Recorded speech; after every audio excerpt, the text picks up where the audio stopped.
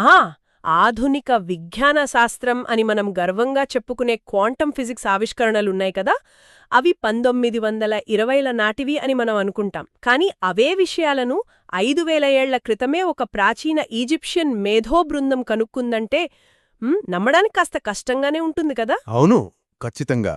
వినగానే ఎవరికైనా ఆశ్చర్యం కలుగుతుంది. నిజమే. మన వాస్తవికతకు సంబంధించిన ఎన్నో రహస్యాలు అప్పటికే ఆ ప్రాచీన శిథిలాల మీద స్పష్టంగా చెక్కబడి ఉన్నాయి. సో ఈరోజు మన ఈ లోతైన విశ్లేషణ ఆ ఆశ్చర్యకరమైన కలయిక గురించే. డాక్టర్ బ్రూస్ హెచ్ లిప్టన్ అందించిన 7 హెర్మెటిక్ సూత్రాల ఆధారంగా అసలు మన వాస్తవికత ఎలా పనిచేస్తుంది అనే దాని వెనుక ఉన్న మెకానిక్స్ ఏంటో మనం మాట్లాడుకోబోతున్నాం. ఆ ఇక్కడ ముందుగా మనం ఒక విషయం స్పష్టం చేయాలి. మనం మాట్లాడుకుంటున్న ఈ మూలాలు కేవలం కట్టుకథలు కాదు. 1908లో 3 దీక్షితులు, అంటే 3 ఇనిషియేట్స్ అని అంటారు, వాళ్ళు రాసిన కైబాలియన్ అనే పుస్తకం ద్వారా ఈ ప్రాచీన సూత్రాలు ఆధునిక ప్రపంచం దృష్టికి వచ్చాయి. ఓ, అంటే ఆ పుస్తకం వల్లే ఇదంతా బయటికొచ్చిందనమాట. అవునవును. ఈ జ్ఞానమంతా కూడా హెర్మెస్ ట్రిస్మెజిస్టస్ అనే ఒక ప్రాచీన పాత్ర పేరు మీద ఉంటుంది. ఆ, చరిత్రకారులేమంటారంటే ఈ పాత్ర ప్రాచీన ఈజిప్షియన్ దేవుడు థోత్ ఇంకా గ్రీకు దేవుడు హెర్మెస్, ఈ ఇద్దరి కలయిక అని భావిస్తారు. అంటే రాసే విద్యకు ఇంకా సమాచార మార్పిడికి అధిపతులు కదా వెళ్ళు. కరెక్ట్. బహుశా ఇదొకే వ్యక్తి కాకపోవచ్చు, అదొక ప్రాచీన మేధోమథన కేంద్రం యొక్క సమిష్టి రూపం కూడా కావచ్చు. చాలా ఆసక్తికరంగా ఉంది. అంటే ఇది కేవలం కూర్చుని మాట్లాడుకునే ఏదో తత్వశాస్త్రం కాదు, అసలు ఈ విశ్వం ఎలా పనిచేస్తుందో చెప్పే ఒక ఆపరేటింగ్ మాన్యువల్ అని చెప్పొచ్చు. సరే, మరసలు వాస్తవికత ఎక్కడ మొదలవుతుంది అనేదాన్ని కొంచెం వివరంగా విశ్లేషిద్దాం. తప్పకుండా.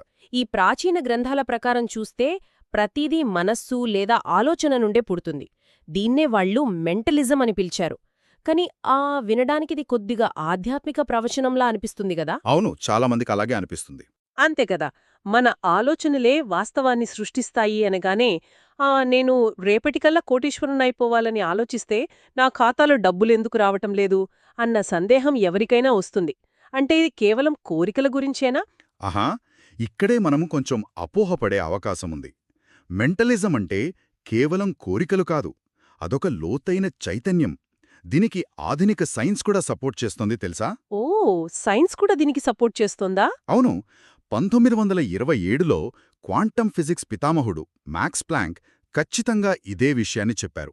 భౌతిక పదార్థం కంటే చైతన్యమే ప్రాథమికమైనది అని ఆయన చాలా స్పష్టంగా చెప్పారు. అబ్బా, 1927లోనే చెప్పారన్నమాట. కరెక్ట్. అంతేకాదు, నేచర్ జర్నల్లో జాన్స్ హాప్కిన్స్ యూనివర్సిటీకి చెందిన రిచర్డ్ కాన్ హెన్రీ రాసిన ఒక ఆర్టికల్ కూడా ఉంది. అందులో ఆయన విశ్వం భౌతికం కాదు, అది మానసికం మరియు ఆధ్యాత్మికం అని తేల్చి చెప్పారు. అంటే మైండ్ అనేది ఇక్కడ చాలా పవర్ఫుల్ అన్నమాట. నాకిక్కడ ప్లాసిబో ప్రభావం గురించి గుర్తొస్తోంది. అవును, ప్లాసిబో అనేది దీనికి అద్భుతమైన ఉదాహరణ. అంతే కదా, ఒక వ్యక్తికి కేవలం ఒక చక్కెరగోలి ఇచ్చి ఇది అద్భుతమైన మందు అని చెబితే ఆ వ్యక్తి నేను కోలుకుంటాను అనే బలమైన ఆలోచనతోనే నిజంగా కోలుకుంటాడు. కాని నాకెప్పుడూ ఒక సందేహం వస్తుంటుందిక్కడ. చెప్పండి. ఒక ఆలోచన అంటే అది కేవలం మన నాడీ కణాల మధ్య జరిగే ఒక ఎలక్ట్రికల్ ప్రాసెస్ మాత్రమే కదా. అది భౌతికంగా మన శరీరంలోని రోగాన్ని ఎలా నయం చేస్తుందసలు? నా ఆలోచనకు ఆ భౌతిక పదార్థానికి మధ్య ఉన్న వారధి ఏమిటి? క్వాంటం ఫిజిక్స్ ఇక్కడ ఎలా పనిచేస్తోంది? చాలా అద్భుతమైన ప్రశ్న అడిగారు. ఇక్కడ అత్యంత ఆశ్చర్యపరిచే విషయమేమిటంటే, మన ఆలోచన భౌతిక రూపంలోకి మారాలి అంటే అది ఒక నిర్దిష్టమైన పౌనఃపున్యంతో కదలాలి. దాన్నే మనం కంపనం లేదా వైబ్రేషన్ అంటాం. అంటే తరంగాలుగా అన్నమాట. అవును. ఇప్పుడు మనం చూసే ఈ కుర్చీలు, బల్లలు, మన శరీరాలు అన్నీ పైకి ఘనపదార్థాల్లాగా చాలా స్థిరంగా ఉన్నట్లు కనిపిస్తాయి. కానీ క్వాంటం స్థాయిలో మైక్రోస్కోప్ కింద అత్యంత లోతుగా చూస్తే ఏది కూడా భౌతికంగా లేదు. వామ్మో, నిజంగానా? భౌతికంగా ఏమీ లేదా? అవును. అణువుల లోపల ఘనమైన వస్తువులు ఏమీ లేవు. అవన్నీ కేవలం శక్తి సుడిగుండాలు. ఒక రకంగా చెప్పాలంటే వాటిని మనం నానో టోర్నడోలు అనొచ్చు. ఓ, నానో టోర్నాడోలు అంటే ఒక నిశ్చలమైన కొలంలో రాయి వేస్తే ఆ రాయిలోని శక్తి నీటిలో అలలుగా ఎలా మారుతుందో అలాగా. ఖచ్చితంగా. ఈ విశ్వంలోని శక్తి కూడా అలాగే తరంగాలుగా కంపిస్తూ ఉంటుంది. దీన్ని మనం ఒక టోర్నేడో ఉదాహరణతో మరింత స్పష్టంగా అర్థం చేసుకోవచ్చు. చెప్పండి. ఒక టోర్నేడో ఎంతో వేగంగా తిరుగుతున్నప్పుడు అది తన చుట్టూ ఉన్న దుమ్ము ధూళిని లాగేసుకుంటుంది కదా, ఆ దుమ్ము వల్లే ఆ సుడిగుండం మన కంటికి కనిపిస్తుంది. అవును, అది నిజమే. ఒకవేళ ఆ టోర్నేడోలో ఉన్న ఆ దుమ్మునంతటిని మనం మాయం చేసేస్తే ఆ గాలి సుడిగుండం మన కంటికి కనిపించదు. కానీ ఆ అదృశ్యమైన శక్తి వలయం అక్కడే ఉంటుంది. ఓ, అంటే అందులోకి ఏదైనా కారు వెళ్తే అది గాలిలోకి విసిరేయబడుతుందన్నమాట? కరెక్ట్. అంటే మనం ఘన పదార్థం అనుకునేదంతా వాస్తవానికి అదృశ్యంగా ఇంటరాక్ట్ అవుతున్న శక్తి వలయాలు మాత్రమే. అబ్బా! ఇది వినడానికి చాలా క్రేజీగా ఉంది. అంటే ఆలోచన అనేది కూడా ఒక శక్తే గదా! ఆ శక్తి కంపిస్తూ ఈ అదృశ్య శక్తి వలయాలను ప్రభావితం చేస్తుందన్నమాట. అవునవును. దానివల్లే మన భౌతిక ప్రపంచంలో మార్పులొస్తాయి. కానీ ఇక్కడ ఇంకో సమస్య ఉంది. ఆ శక్తి ఎప్పుడూ తరంగాలుగా, వలయాలుగా వ్యాపిస్తూ ఉంటే అది ఒక చెట్టులాగానో, ఒక జంతువులాగానో, లేదా ఒక మనిషిలాగానో ఒక నిర్దిష్టమైన ఆకారాన్ని ఎలా తీసుకుంటుంది? ఇది చాలా లాజికల్ పాయింట్. అంతేకదా! ఇప్పుడు మన ఇళ్ళు, భవనాలు నిర్మించడానికి మనం యూక్లిడియన్ జ్యామితిని వాడతాం. అంటే చతురస్రాలు, త్రిభుజాలు లాంటివి. కాని ప్రకృతిలో అలాంటి సరళ రేఖలు మనకెక్కడా కనిపించవు. మరి ప్రకృతి ఏ నియమాల్లో పాటిస్తోంది? ప్రకృతి తనుతాను నిర్మించుకోవడానికి వాడే నియమాన్ని ఫ్రాక్టల్ జ్యామితి అంటారు. ఫ్రాక్టల్ జ్యామితి? అవును. 1980లలో మాండల్ బ్రాట్ అనే శాస్త్రవేత్త దీని గురించి ఆధునిక ప్రపంచానికి పరిచయం చేశారు. ఫ్రాక్టల్ అంటే ఏంటంటే ఒక సమీకరణాన్ని పరిష్కరించినప్పుడు వచ్చే జవాబును మళ్లీ తీసుకెళ్లి అదే సమీకరణంలో వేసి పరిష్కరించడం. ఓ, అంటే ఒకే ప్యాటర్న్ పదే పదే రిపీట్ అవుతూ ఉంటుందన్నమాట. కరెక్ట్. ఒక నది ఎలా పాయలుగా విడిపోతుందో ఒక చెట్టు కొమ్మలు కూడా అలాగే విడిపోతాయి కదా. అదే ప్యాటర్న్ మన ఊపిరితిత్తులలోని రక్తనాళాల నిర్మాణంలో కూడా కనిపిస్తుంది. ఇది వినడానికి నిజంగా చాలా ఆశ్చర్యంగా ఉంది. అంటే ఒకే నిర్మాణ శైలి ఈ విశ్వమంతటా రిపీట్ అవుతోందన్నమాట. దీన్నే ఆ ప్రాచీన కైబాలియన్ గ్రంథంలో యాజ్ అబోవ్ సో బిలో, అంటే పైన ఎలాగో కింద కూడా అలాగే అని చెప్పారు కదా. అవును, ఖచ్చితంగా అదే. ఈ విషయాన్ని మన మానవ శరీరానికే అన్వయించి చూస్తే నాకొక అద్భుతమైన విషయం గుర్తొస్తోంది. మన శరీరంలో సుమారు 50 ట్రిలియన్ల కణాలున్నాయని చెబుతారు. అవును. మన శరీరం శ్వాస తీసుకుంటుంది, ఆహారాన్ని జీర్ణం చేసుకుంటుంది, వ్యర్థాలను బయటకు పంపుతుంది. కాని ఇక్కడ ఆశ్చర్యమేంటంటే మన శరీరంలోని ఒకే ఒక్క కణాన్ని తీసుకుని మైక్రోస్కోప్ కింద చూస్తే ఆ ఒక్క కణానికి కూడా తన స్వంత శ్వాస వ్యవస్థ ఉంటుంది, జీర్ణ వ్యవస్థ ఉంటుంది కదా. నిజమే. దీని బట్టి మనం అర్థం చేసుకోవాల్సిందేంటంటే మనం పెద్ద స్థాయిలో ఉన్న ఏకకణ జీవుల కలయిక మాత్రమే. చిన్న స్థాయి నుండి పెద్ద స్థాయి వరకు ప్రతిదీ ఒకే నియమంతో ముడిపడి ఉంది. అవును. ఇక్కడే మనం సృష్టికి సంబంధించిన మరో లోతైన విషయాన్ని అర్థం చేసుకోవాలి. దీన్ని మనం కొంచెం విశాల దృక్పథంతో చూస్తే ఈ ఫ్రాక్టల్ ప్యాటర్న్స్ ఎలాగైతే రిపీట్ అవుతాయో అలాగే ఈ తరంగాలు కూడా ఒక ధ్రువత్వాన్ని, అంటే పొలారిటీని కలిగి ఉంటాయి. పొలారిటీ అంటే పాజిటివ్ నెగటివ్ లాంటిదా? అవును. సాధారణంగా మనం మంచి చెడు అని, పగలు రాత్రి అని, వేడి చలి అని ఇలా వేర్వేరుగా చూస్తాం. కాని వాస్తవానికి ఇవన్నీ ఒకే నాణానికున్న రెండు ముఖాలు కాదు, ఒకే గీత మీదున్న వేర్వేరు బిందువులు మాత్రమే. ఒక్క నిమిషం, ఇది నిజంగా ఆలోచించాల్సిన విషయం. అంటే మనం ఒక సైన్ వేవ్ తీసుకుంటే ఆ మధ్య బిందువుకి పైకి వెళ్లే తరంగాన్ని పాజిటివ్ అంటాం, కిందకు వెళ్లేదాన్ని నెగటివ్ అంటాం. అవును, కరెక్ట్. కానీ ఆ రెండూ కలిస్తేనే అది ఒక పూర్తి తరంగమవుతుంది కదా. పగలు లేకుండా రాత్రికి అసలు నిర్వచనమెక్కడుంది? ఖచ్చితంగా.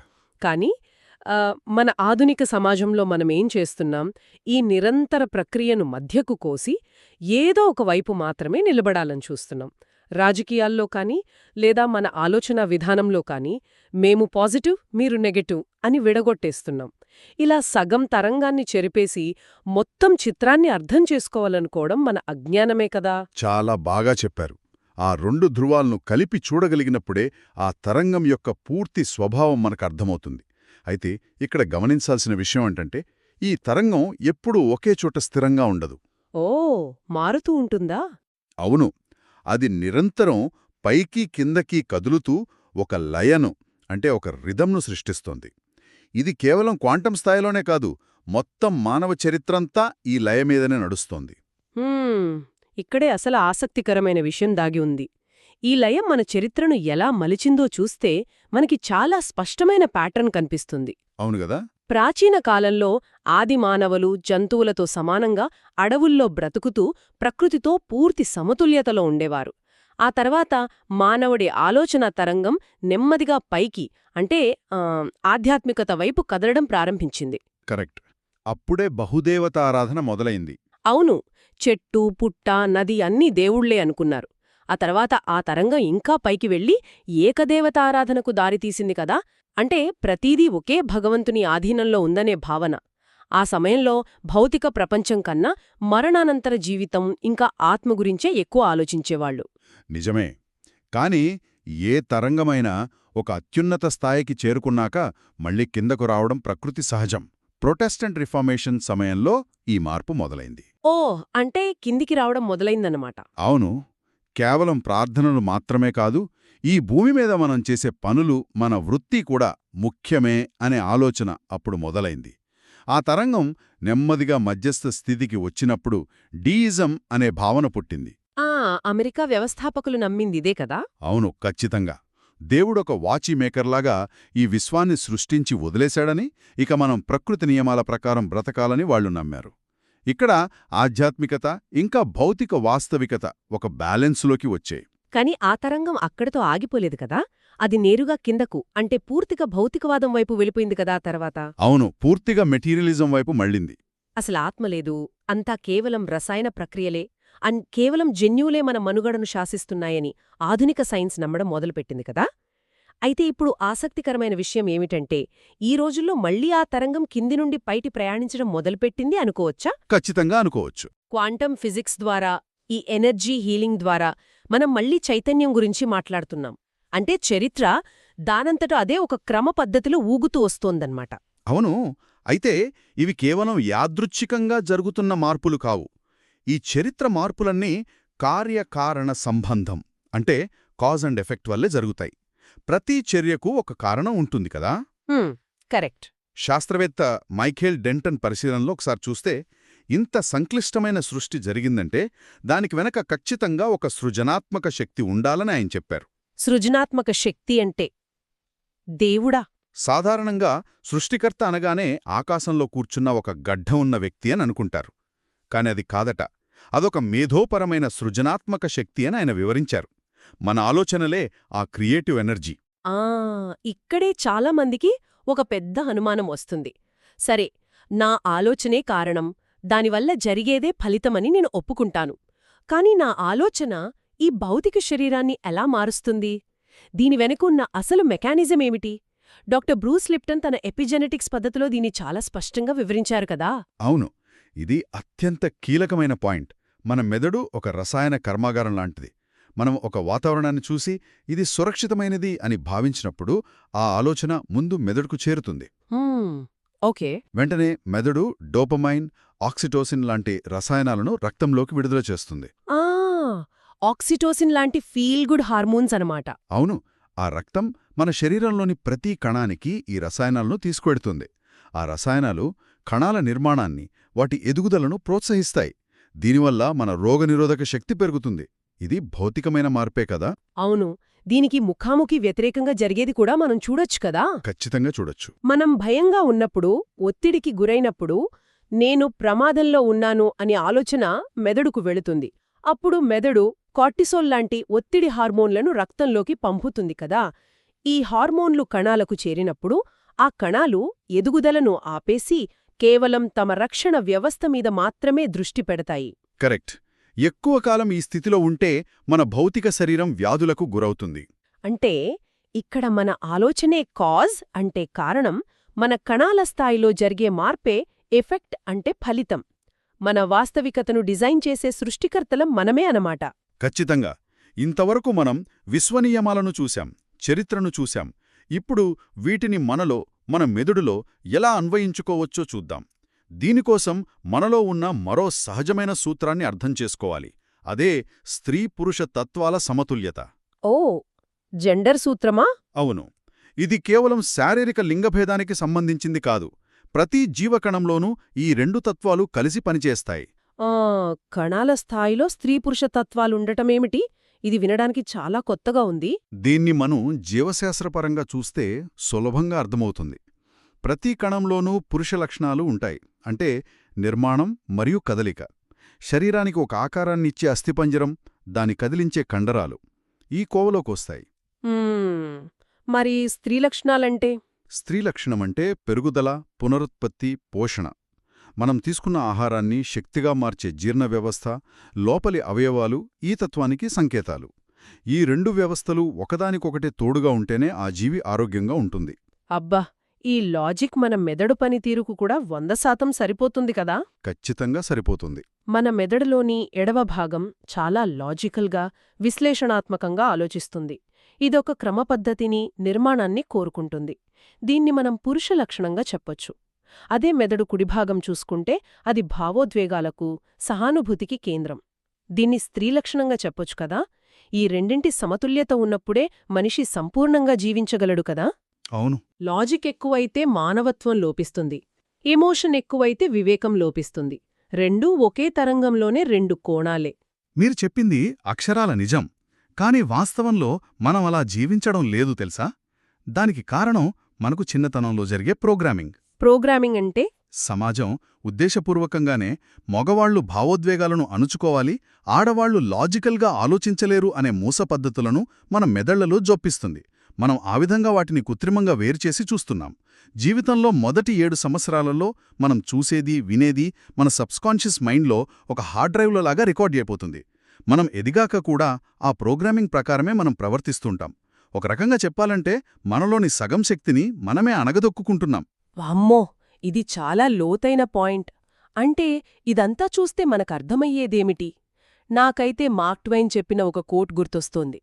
నా వయసు పెరుగుతున్న కొద్దీ మా నాన్న మరింత తెలివైనవాడవుతున్నాడు అన్నాడాయన. అవును, చాలా ఫేమస్ కోట్ అది. అంటే మనం ఎదుగుతున్న కొద్దీ వెనకటివాళ్ల జ్ఞానం విలువ మనకు అర్థమవుతోంది కదా.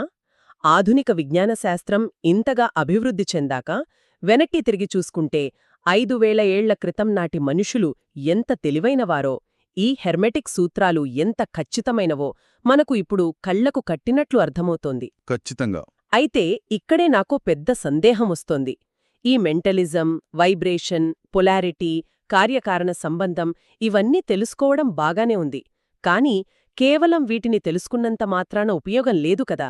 వీటిని వాస్తవికతలోకి తీసుకురావాలంటే ఒక వ్యక్తి తన జీవితంలో స్పష్టమైన సంకల్పాన్ని, అంటే ఇంటెన్షన్ని ఎలా ఏర్పరచుకోవాలి? ఇది చాలా ముఖ్యమైన ప్రశ్నను లేవనెత్తుతుంది. మన ఆలోచనలే వాస్తవికతను సృష్టిస్తాయని మనం తెలుసుకున్నాం కదా. ఎప్పుడైతే ఒక వ్యక్తి తన జీవితంలో ఏదో సాధించాలని అనుకుంటాడో, అతను సాధారణంగా ఏం చేస్తాడంటే తనకు ఏమి వద్దో దాని గురించే ఎక్కువగా ఆలోచిస్తాడు. అవును కదా, నాకు అనారోగ్యం రాకూడదు, నాకు అప్పులుండకూడదు, ఇలాగే ఆలోచిస్తాం. కరెక్ట్.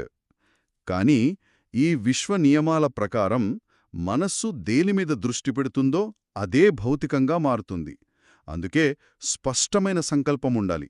తనకు నిజంగా ఏం కావాలో దాన్ని ఒక స్పష్టమైన చిత్రంగా మనసులో ఉంచుకొని ఈ విశ్వనియమాల ఆధారంగా బలమైన సంకల్పంతో అడుగులు వేస్తే మనమే సృష్టికర్తలమవుతాం.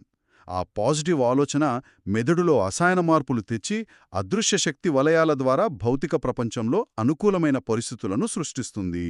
అద్భుతం. అంటే ఇప్పటివరకు మనం చర్చించిన ఈ mentalism, vibration, polarity, rhythm, cause and effect, gender, ఈ హెర్మెటిక్ సూత్రాలన్నీ ఆధునిక క్వాంటం ఫిజిక్స్తో ఎంత అద్భుతంగా సరిపోలుతున్నాయో చూశాం కదా. ఈ జ్ఞానం కేవలం సమాచారం కాదు, మన జీవితాలను మార్చుకునే ఒక పవర్ఫుల్ సాధనం. అవును, మనం విశ్వంలో ఒక చిన్న కణం మాత్రమే కాదు, ఆ కణంలోనే మొత్తం విశ్వం దాగి ఉంది అనేదే ఈ విశ్లేషణ సారాంశం. చాలా చక్కగా చెప్పారు. ఈ మొత్తం విశ్లేషణ విన్నాక నా మదిలో ఒక పదునైన కొత్త ప్రశ్న మెదులుతోంది. మన జీవితంలోని మొదటి 7 సంవత్సరాల ప్రోగ్రామింగ్ మన సబ్కాన్షియస్ ఆలోచనలను శాసిస్తుందని, ఆ ఆలోచనలే మన వాస్తవికతను సృష్టిస్తాయని ఇందాక మనం విన్నాం కదా. అలాంటప్పుడు మనం ఆ పాత ప్రోగ్రామింగ్ను ఉద్దేశపూర్వకంగా మార్చుకోకపోతే అసలు ప్రతిరోజూ మనం ఎవరి వాస్తవికతను జీవిస్తున్నట్లు? మనకు తెలియకుండానే ఇతరులు ఎప్పుడో రాసిన స్క్రిప్ట్కి మనం కేవలం దర్శకులమవుతున్నామా? మన సొంత వాస్తవికతను మనం ఎప్పుడు సృష్టించుకుంటాం? ఈ ఆలోచింపజేసే ప్రశ్నతో ఈనాటి మన లోతైన విశ్లేషణను ముగిద్దాం. మళ్ళీ మరో ఆసక్తికరమైన అంశంతో కలుద్దాం.